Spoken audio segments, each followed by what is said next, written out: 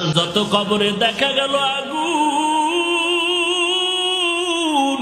এই কবরের লাশগুলো নামাজ নাই, রোজা নাই, দাড়ি নাই, টুপি নাই। ওই কবরে যাওয়ার পর এরে আল্লাহর বান্দা, ডানে মাটি বামে মাটি কেউ নাই।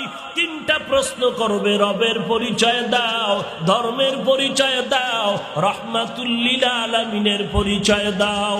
কবরের দুনিয়াতে থেকে রবের গোলামি যদি না করো, ইসলামের মালা যদি গলায় না লাগাও, সুন্নতের আমল যদি না করো, কোরআনের তেলাওয়াত যদি না শিখো রে বাবা, নামাজ যদি না পড়ো, কবরে যাওয়ার পরে বেনামাজি বলবে লা আদরি, আমি কিছুই জানি না, কিছুই জানি না। আমার আল্লাহ গোস্বা হয়ে বলবে, এরে কবরের মাটি,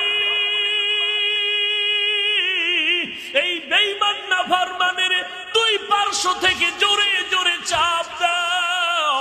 কবরের মাটির চাপে পাজরের হাড় চূর্ণ বিচূর্ণ হয়ে যাবে।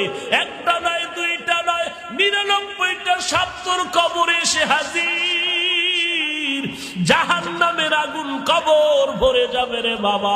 সহ্য করতে পারবি? চোখ দুইটা বন্ধ করে একটু ভেবে দেখ।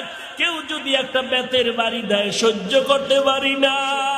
ওই কবরে গুনাহ নিয়ে গেলে কেমন করে মাটির চাপ সহ্য করে নিবি? এরে যুবক, যদি পা দুটো আগায় দাও, আমি পায়ে হাত রেখে বলছি, আল্লাহর কোরআনের বিশ্বাস কর।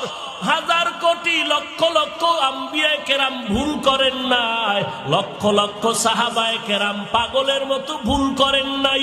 এত আমলের পরও মরণ পর্যন্ত শুধু কান্নার আওয়াজ। অন্ধকার কবরে আমার কি উপায় হবে? আমার নবীর কোনো গুনাহ নাই। সেই নবীও সারা রাত নামাজ পড়ে পড়ে কান্নায় কাটায় দিলেন।